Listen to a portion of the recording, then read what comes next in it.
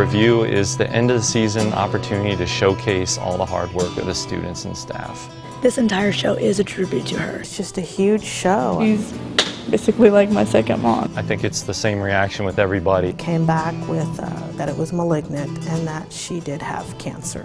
She's worried about her health.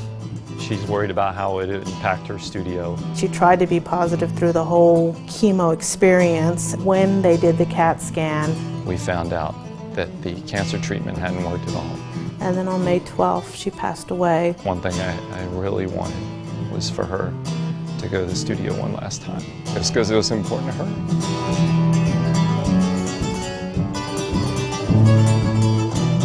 I remember us discussing closing down the studio. And there was one day at the hospital that Erica had come to visit, and I think it was Georgie, Erica, and I outside that hospital room. And I said, you know, don't feel any pressure to take this studio on. I mean, you are a great teacher, you've got a career, you love to travel, and you know, this is a commitment. It's going to tie you down.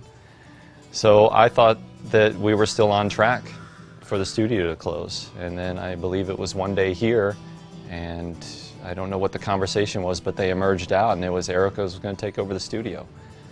And I thought that was one of the greatest things. She was definitely at the top of the list. If the studio was to keep going, I couldn't think of a better person to run it. Well, I'm actually going to keep teaching at Capitol Hill High School, and I'm going to run the studio. Martha and I have really become partners in this. And Martha will be the runner during the day, and I will be at work during the day, and then as soon as work's over on certain nights, I will run to the studio and teach all night. Shannon would never force the studio on Erica or put her in that position, but I think inside she just would have loved the fact that Erica would want to carry on the studio. And when that happened, then I think that just filled Shannon's heart with a lot of joy. I had talked to many people at that point, and they said, you know, they knew that Shannon was considering closing it. And so they said, you know, Georgie, that studio's got a fantastic reputation. I wish she would have other plans on that. And we talked about it, because I'm not going to push her, that's her business, you know. And so she finally decided that she would keep it open if my daughter, Erica, who's 26 now, would take it over. That would be what she wanted to happen. I think she agrees to do it because I think it was the right thing to do, and I think she knows she could handle it, and she knows what Shannon's dreams, passions were, and she could continue those. I think that's why she agreed to it.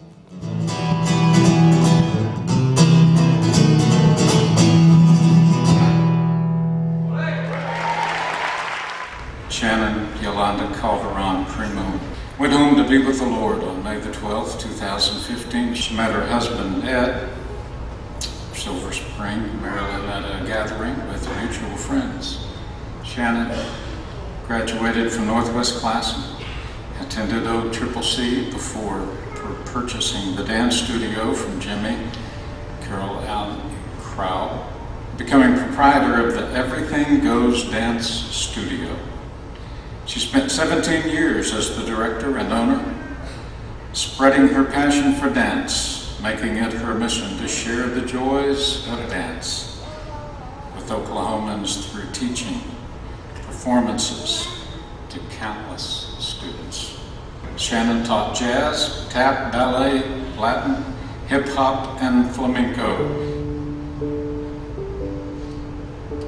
As you know, she was given one of God's greatest gifts, passion. And if you look around here today, you can see that each and every one of us were touched by that passion. She was my first dance teacher in jazz, tap, and flamenco.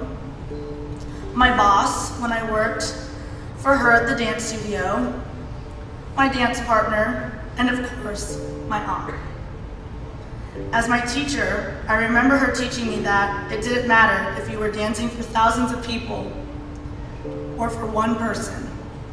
That one person deserves a great show and your best effort. I remember her telling us kids before we would go on stage, "Hey guys, there's a lot of important people out there.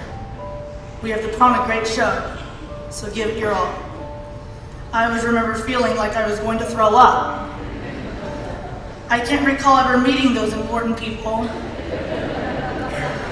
but I think, looking back on it now, every single person in the audience was that important person. When I walked into a room with Shannon, she made me feel 10 feet tall. She was so engaging. Everyone mattered. Didn't matter who they were. And she treated them with love and respect. And when Shannon was in the room, there were no wallflowers. She would peel you right off.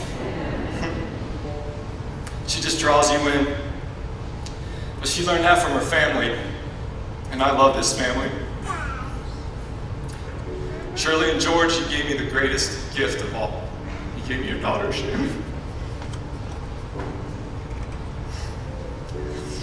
We had many pastimes together. She loved to travel, and I was able to take her to a lot of places. When I started writing them down, I couldn't believe all the ones we went to. We went to Florida and Philadelphia, Annapolis, DC, Virginia, Delaware, Michigan, Vegas, Seattle, Vancouver. Thanks, Mom. Boston, Caribbean cruise, New York State, and her favorite, New York City. Oh, she lit up when we were walking down the streets in Times Square, or to take in a show. On Sundays, we would go into the historic district, and we would tell realtors that we were looking for a home for one of our relatives. But we ended up buying one of those historic homes before time than not. Shannon had this thing called duende. When Shannon let out her duende, she could make people feel things that they didn't even know they could feel. Emotions that they had been searching for that had been lost. She gave people hope. And then there was her true calling, dance. I may be known as Master Chief Ed Primeau in the Navy, but in the dance world, I'm just known as Miss Shannon's husband. I've been voluntold for workshops to up the guy quota, asked to help up stages and props, get things from point A to point B, and even work on the show. It was all worth it to see her dance. She was beautiful, moving with such grace and freedom. I love to watch her dance. She wanted me to make sure I told you all that the studio would continue to flourish, with me continuing in her place. She had been training me all my life. God gave me her for this moment. Her name will never fade or be forgotten. I know she affected many lives, and I know she gave many people so many opportunities. She was a pioneer in the Hispanic community, and I promised her that I would continue her legacy in the same ways. And she will forever be in my choreography and my heart. I know she will be guiding me throughout this new journey, and I will always ask her for guidance when in need. She has brought my family and the community closer together as one. And I hope that is something that never fades, for I know she will never fade in me. Ole to Shannon. But most of all, I loved it when she'd take my hand.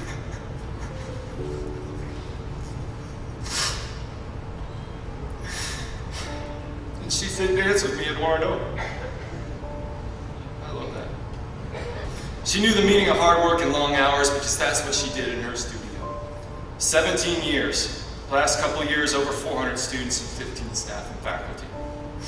Even if you took an average of 275 students a year, that's over 4,600 students she's touched.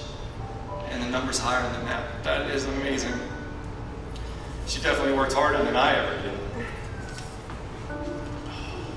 One of our hardest times was when I went to Iraq for a year. On the day I was leaving, I was packing my things, and she came in the bedroom and handed me a bag with 365 Hershey Kisses. And she told me that there was one for each day from her that I'd be gone, a kiss. Funny thing was, is the chocolate and the desert, they don't go well together. And when I got over there, I pulled it out, and it had melted and reformed into this big chocolate clump with shards of foil and little Hershey's pennants protruding out everywhere. And so we laughed a lot about that. It was a big kiss, so that was good. Punky, you gave so much. Your love of life, passion, and spirit were infectious. Definitely made me a better person. There's a quote from a TV show I remember when I was a young person. I never forgot it. It said, "Happiness comes but once in a man's lifetime. And you've given me more than my share." You certainly did that, Punky. And I love you. Thanks.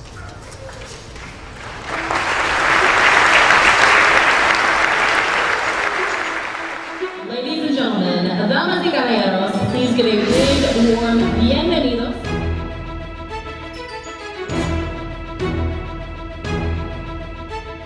This morning, I woke up around 5, which is usual for me, and got ready, cleaned the house, thought about everything Shannon would want to go over with the students and the parents.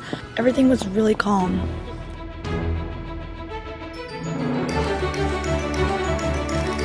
I arrived here around 7:30, met with the crew at Rose State. They're so considerate and so sympathetic with me, and parents started arriving, and we started on time, and we're actually running a little ahead right now, and that's great. It's great. I choreographed the last 45 seconds. She did the rest. I don't think she ever really saw the end of the dance. And I just thought about her, and I know she's here right now. I know she's looking at this and just, well, I hope that she's saying, good job.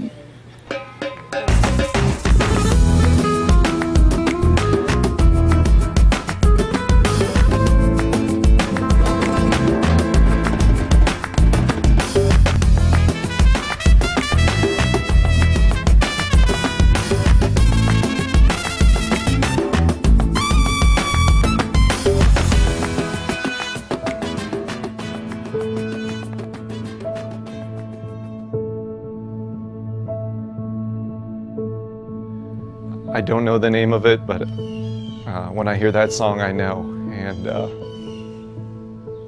there was a girl that had the same dress on. So when she would turn around and her back was to the audience, it kind of made me think it was her. Well, it was a bittersweet feeling, but there was kind of I'm going to use the word easiness. I think Erica just kind of flowed, just stepped right on in there, and she'd been to many of those. She knew what Shannon expected. On the other hand, I was like, I hope she doesn't get overwhelmed, you know, but she did very well. And she said she felt like Shannon was with her, and Shannon was, you know, guiding her how to do things, and I agree with that. I think she did a really good job.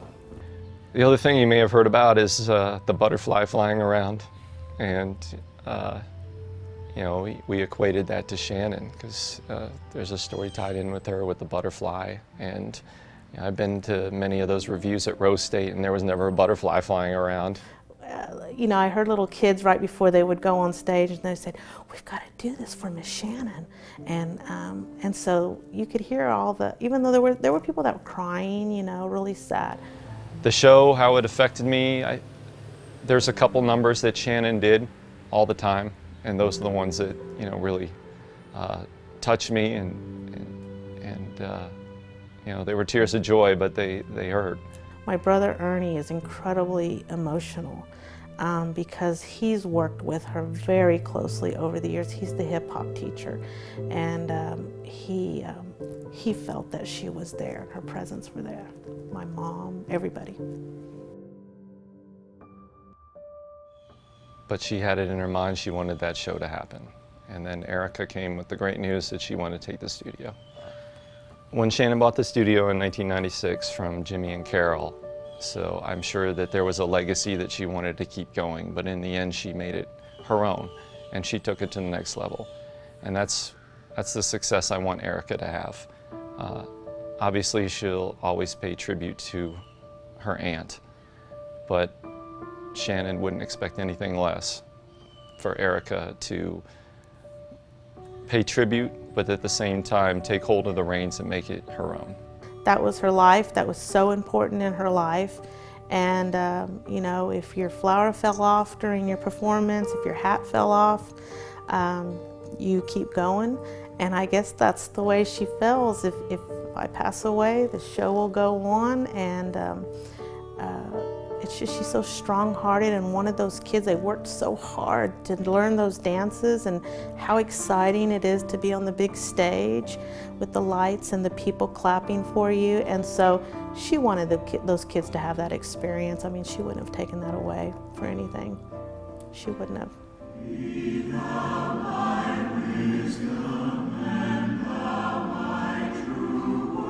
I'm not wired like Shannon. I think it's the artist in her, and Shannon has a passion. I don't have it. I fed off it, but when you're that passionate about something, you want it to go on forever. You want it to be shared as far and wide as it can be shared, and that's her legacy.